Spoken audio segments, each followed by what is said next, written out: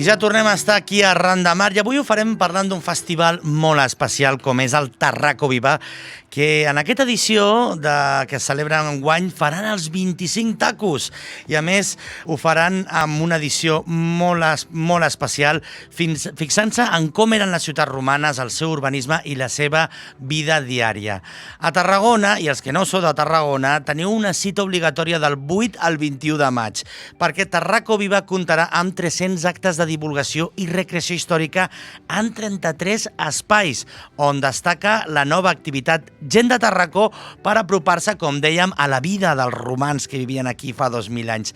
El festival, a més, coincideix amb el centenari de les excavacions de la necròpolis del Francolí, una, podríem dir, de les més tardoantigues, més importants d'Europa, que, a més, també serà un dels epicentres del festival d'enguany. Recordem que el 70% de les activitats de Tarraco Viva són gratuïtes. A més, el preu dels espectacles varia entre els 2 o els 5 euros, és a dir, tiradíssim de preu. Aquest 2023 també es recupera el Camp de Mar com a lloc de programació. I perquè ens parli de tots els racons, de tots els detalls, del que no ens hem de perdre d'aquest festival, avui tenim el Magí Seritzol, responsable de Tarraco Viva. Com estem, Magí? Bé, preparant-ho tot perquè estem molt il·lusionats aquests 25 anys, a veure si tot va bé. De moment la cosa té molt bona pinta i estem treballant a tope per fer un gran festival perquè recuperar absolutament la normalitat després de 2 anys i mig de pandèmia i de més, i amb molta il·lusió. I la veritat és que 25 anys se'ns han fet molt curts, no? Se'ns han passat volant. Se'ns ha passat volant i es nota perquè, a més, tenim 13 dies de festival, eh? Sí, ja fa temps que fem 2 setmanes. Bàsicament, també és per espaiar les programacions, és a dir, que no sigui tot atropellat en pocs dies, que la gent tingui opció de 2 caps de setmana. Això és molt interessant, perquè pues el primer, pel que sigui, no puc, pues queda el segon, és a dir, per donar més opció que la gent pugui gaudir del seu patrimoni i de la història en general. Diríem que Tarraco Viva, i parlem de Tarraco Viva perquè a banda que el programa estem a Tarragona Ràdio i s'escolta a diverses poblacions de la costa catalana, és que podríem dir que és el festival de recreació més important que tenim a Catalunya, no? I fins i tot podríem atensar l'Estat, també, o no? A veure, no sé important, no sé, això ho ha de dir el públic, ho ha de dir la gent que ve i que segueix el festival. El que sí puc dir va ser un festival pioner, no aquí a Catalunya, sinó a Europa. És a dir, a Europa als anys, quan va començar, a finals dels anys 90, hi havia moltes activitats de recreació històrica, hi havia tot aquest moviment de reenactment, live in history, que és un invent anglosaxó.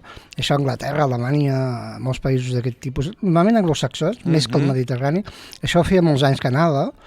El que passa que la idea de fer un festival al voltant de la història, això va ser una novetat i vam ser els primers en fer-ho, perquè el que hi havia també al nostre país era el model festa històrica, que hi ha de molt bones, com el Montblanc o Tortosa a casa nostra, que són molt bones, però és un model festiu, mentre que un festival especialitzat en la divulgació històrica no n'hi havia. Llavors, amb això vam ser pioners, avui ho dèiem amb gent de...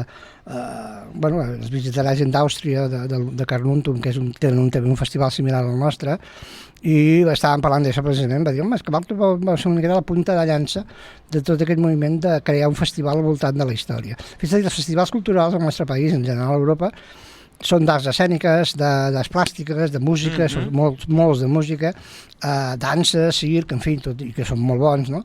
Però mai s'havia pensat en la història com un leitmotiv per un festival. I amb això hem sigut pioners, i això a Tarragona crec que podem estar contents perquè vam ser, diguéssim, l'inici d'un moviment.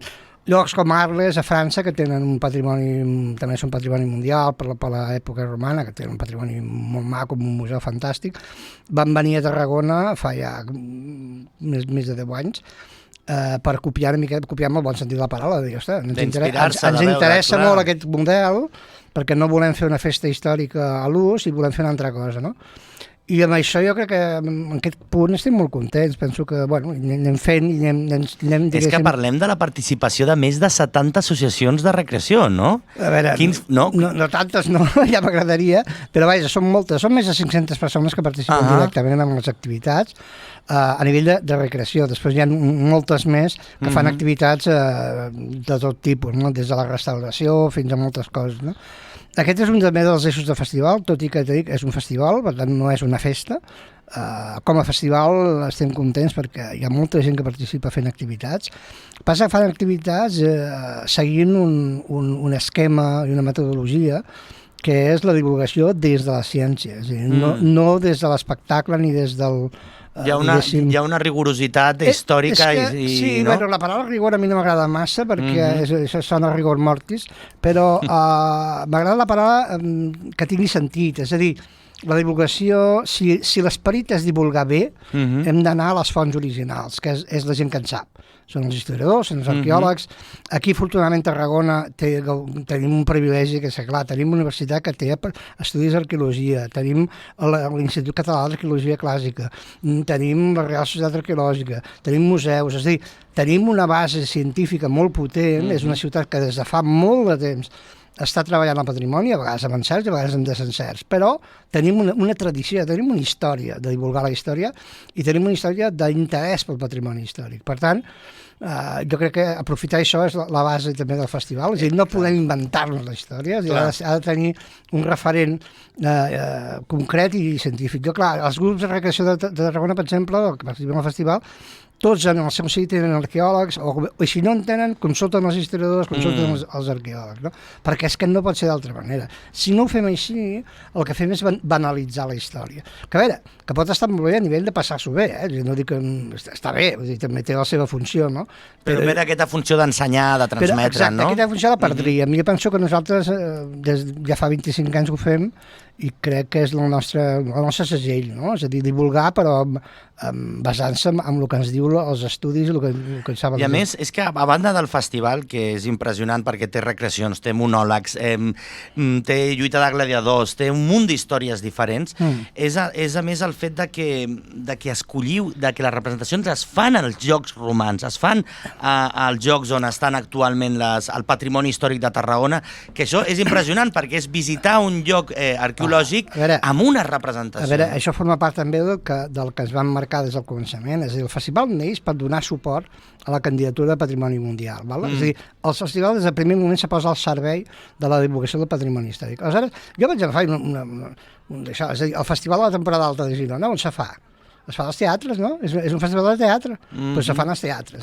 On s'ha de fer un festival sobre el món romà, de patrimoni romà a la nostra ciutat. Home, on està el patrimoni històric de la nostra ciutat? En el fòrum provincial, el pretori, el circ, a l'amfiteatre, a les muralles. És a dir, allí on hi ha restes patrimonials del món romà, món antic, allí fem les activitats. Fem algunes en algun lloc que no ho és, però quasi, jo diria que quasi el 100% hi ha algunes restes, a l'antiga audiència hi ha restes, a l'antic ajuntament hi ha restes, és a dir, a qualsevol lloc que fem activitat normalment sol haver-hi un trasfons de patrimoni històric. No pot ser d'altra manera. O sigui, ens dediquem a divulgar aquest patrimoni, per tant no l'hem de fer.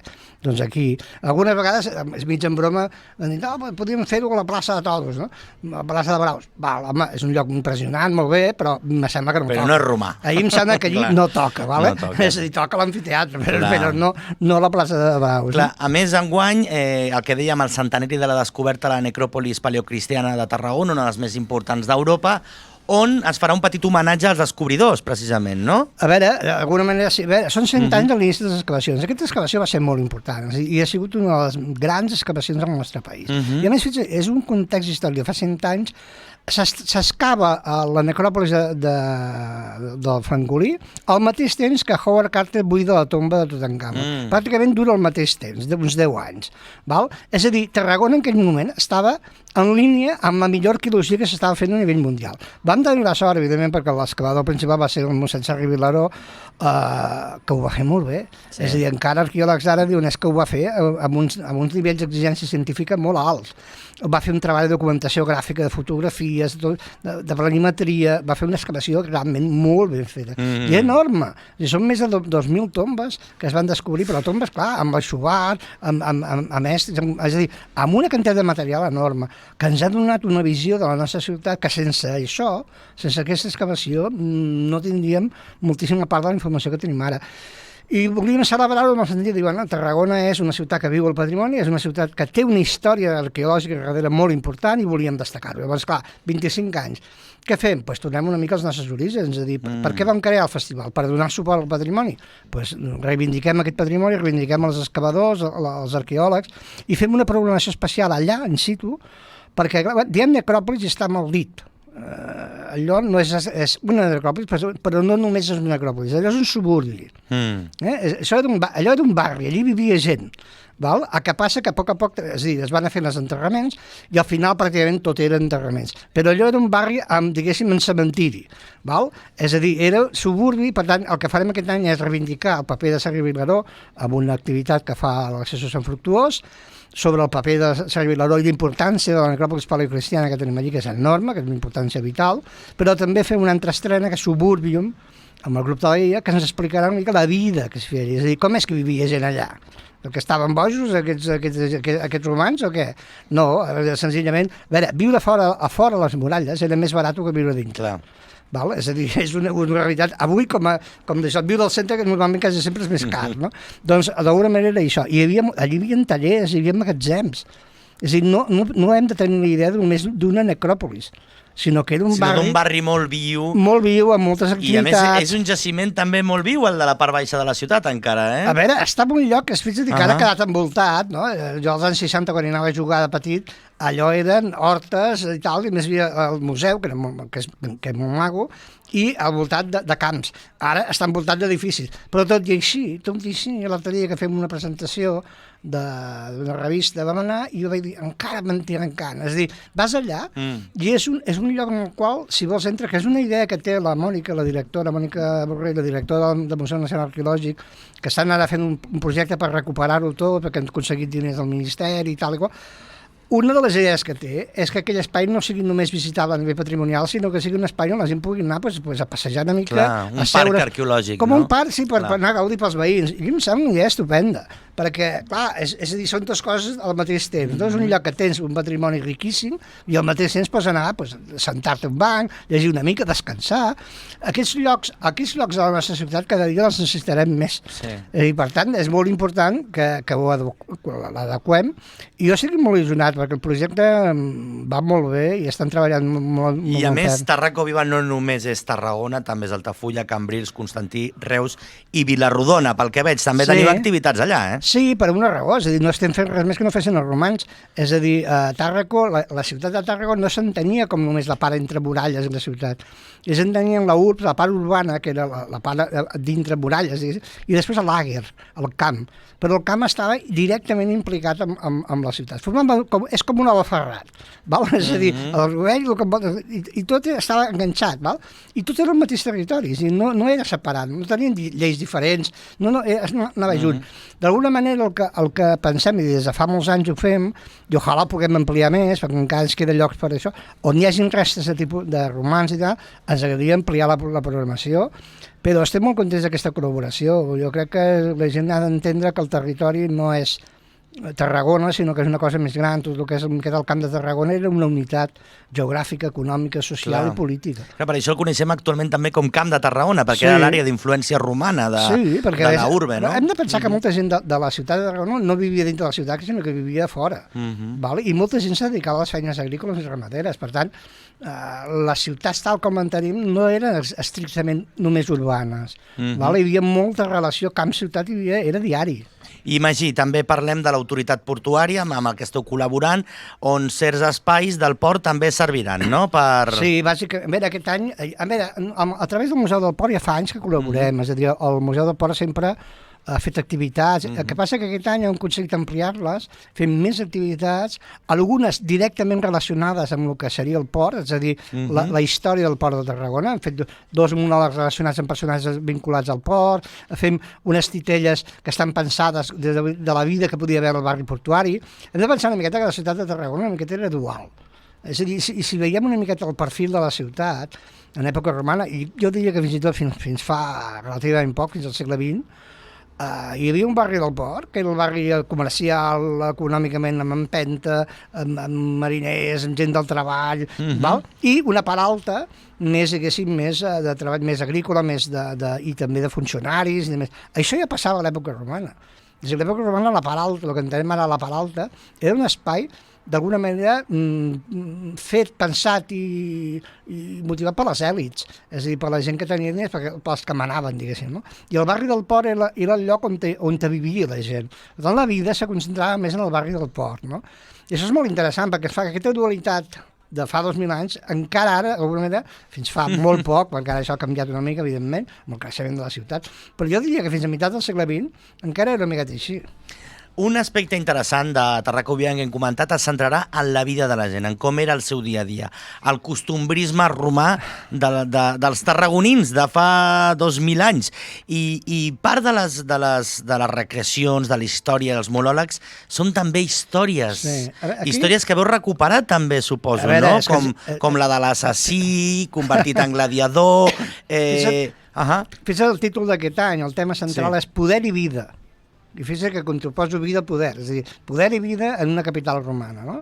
I té el seu sentit, és aquesta dualitat que estàvem parlant. És a dir, la majoria de monuments que ens han quedat i de restes que ens han quedat, la majoria, no totes, però la majoria, pertanyen a una part molt petita de la societat, que són l'elit. O sigui, aquella gent que deixava monuments, que deixava epigrafies, però, per exemple, fer una estàtua era de milionaris, és a dir, valia molt, i la gent normal no es podia pagar una estàtua. Els que ens han quedat, molta. La majoria de la documentació que ens ha quedat és d'aquesta minoria. De la resta en sabem molt poc. Val? És a dir, clar, els esclaus no escrivien memòries, ni escrivien làpides, ni aquestes coses, m'explico. En tot cas, algun amo feia alguna làpida o inscripció en honor d'aquell esclau o esclava, que era el seu favorit o que sí, i li dedicava un petit homenatge mortuori. Però molt poca informació. I això és una miqueta com, jo què sé, l'esclavatge als Estats Units, per exemple, al segle XIX, no? És a dir, tenim material, però relativament poc. És a dir, per què? Perquè no era l'elit, no eren gent il·lustrada que sapiguessin escriure i a més ho tenien prohibit, vull dir que Déu-n'hi-do, no? Per tant, el que ens hem de pensar una miqueta és que el 98% de la població en sabem poc.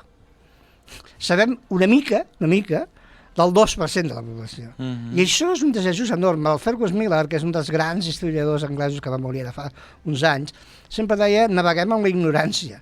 És a dir, els historiadors de l'antiguitat treballem sobre la documentació molt pobra, i només d'un grup social. No? Què intentem a la mesura que podem?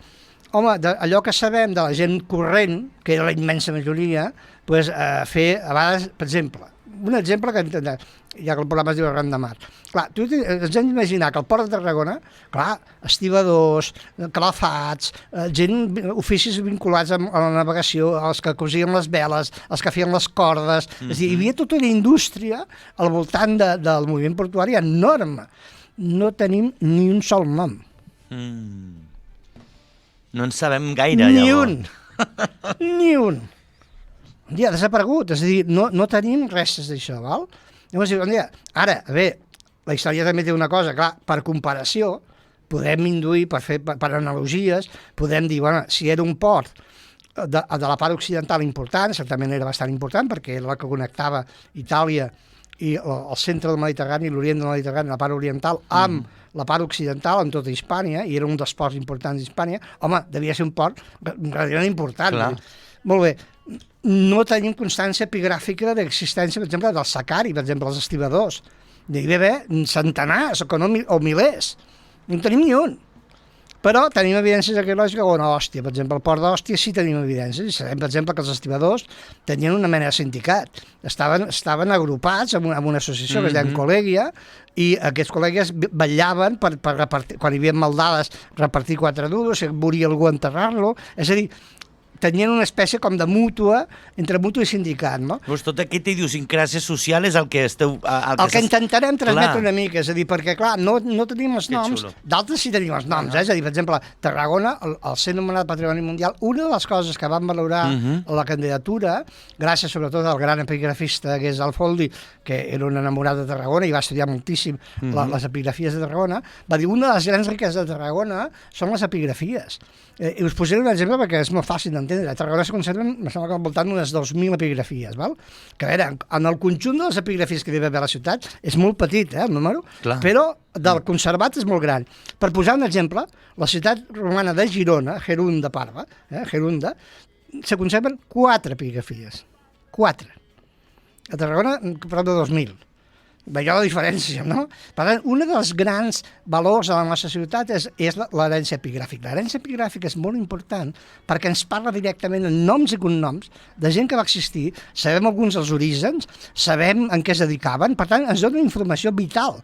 Per exemple, una cosa que destaca, que és el foldi de l'epigrafia de Tàrraco, no?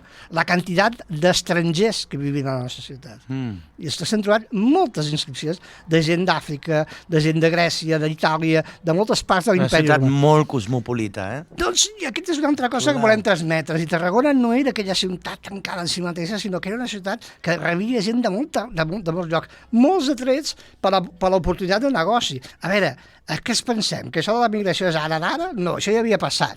Val? Les produccions, les quantitats són diferents, però a nivell global va passar una miqueta el mateix. Jo l'altre dia parlant amb el catedràtic Joaquín Rodelburo m'ho deia, diu, segurament a Tarragona pues, devien parlar més de 30 llengües.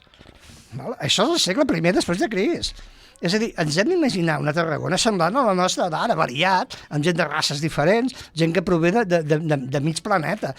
Val, fantàstic. I a més una cosa, aquell moment va ser esplendorós per a la nostra ciutat. I jo l'altre dia, a la presentació de roda de premsa, vaig fer una lluança d'això. És a dir, les ciutats obertes són les que més prosperen. No són les que van enrere, són les que van endavant, perquè estan obertes, perquè donen oportunitats a la gent, perquè en definitiva, qui crea la riquesa és la gent. És a dir, si no som capaços d'obrir-nos al món, d'acceptar la pluralitat i valors que són això, la ciutat no tirarà endavant gràcies a això, no? Per tant, la història ens dona petites lliçons de repensar-nos una mica, no? A més, és que, perdona que et talli, que tens canya, Magí? Tu m'has convidat, A més, a mi m'agrada també el tema dels monòlegs, perquè, per exemple, aquí tenim a Salina, la tavernera al port de Tàrraco, l'especulació immobiliària a l'antiga Roma. Aquest va ser un d'això que li vaig fer a l'Agustí Ferrer, que és habitual, un monologuista que sempre col·labora. Un contacontes de Tarragona. I me venia amb una idea, dic, mira, no, vull que facis un paper, si et sembla bé. Dic, vull que facis especulador immobiliari, perquè això que ens passa ara, el preu de la vivenda, tot aquest problema, que és un problema real, ja ho era fa 2.000 anys. O sigui, la vivenda era caríssima. Trobar un apartament d'això era caríssim. A més, algunes vegades la gent no sabia qui li estava pagant, perquè se subarrendava 5 o 6 o 7 vegades. Això ens sona molt, Clar, i per tant, al final hi havia una família que estava vivint en un cotxetril i no sabia qui era l'amo. És a dir, no tenia ni punyetera idea, perquè el seu interlocutor no era l'amo, era el subarrendat, no? I l'especulació immobiliària, què passa? Que la ciutat entre muralles era relativament petita, sobrepoblació, clar, anaven caríssims. Llavors molta gent aprofitava qualsevol lloc per intentar viure, no?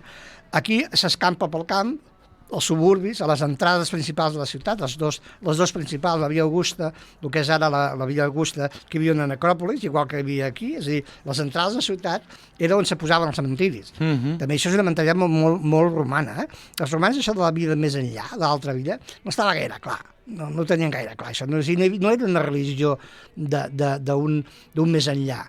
Els romans, bàsicament, tenen una idea que era memòria eterna, no? És a dir, la gent estava viva mentre algú els recordava.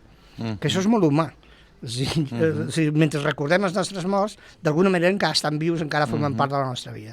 Doncs els romans posaven els cementiris a les entrades amb monuments i amb inscripcions perquè la gent recordés aquí el senyor Ramiro García González, Marcus Higinius, no sé què, era d'aquí de Tàrraco i era important, mireu-se'l. Val? Per tant, la gent llegia el nom i recordava la vida d'aquell. I tan malament no ho van fer perquè a la part alta tenim 36 epígrafs incrustats a les parets, originals, romans, que qui no hagi vingut a la part alta, sisplau, que vagi perquè és un dels detalls més brutals del barri. Una de les activitats que farem és una petita ruta durant el festival, farem diversos dies una visita al voltant d'aquestes epigrafies, explicant qui eren.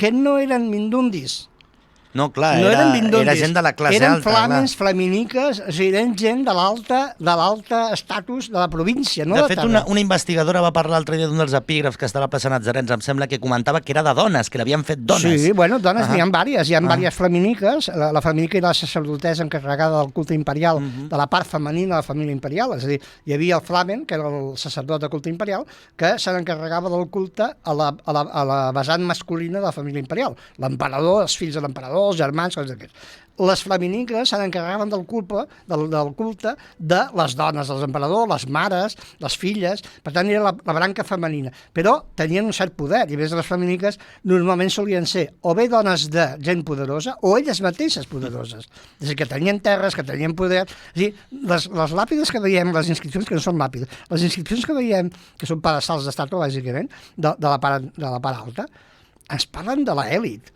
però de l'elit no només de la nostra ciutat, sinó de tota la província. O sigui, hi ha inscripcions de gent de Conca, de Segòbriga, de molts llocs de Galícia. És a dir, tenim inscripcions... Per què? Perquè venien aquí, i ara una província, perquè això no anirà a la Cloenda, a Tarragona cada any, a l'època romana, des del segle I fins pràcticament al segle III, si no m'erro, cada any hi havia el Mobile Congress.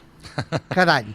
És a dir, aquí a Tarragona cada any venia gent de tota la província, que era més de la meitat de l'actual península ibèrica, venien per reunir-se aquí per escollir el flamen i la flaminica. Però vosaltres penseu que venien només a escollir un flamen?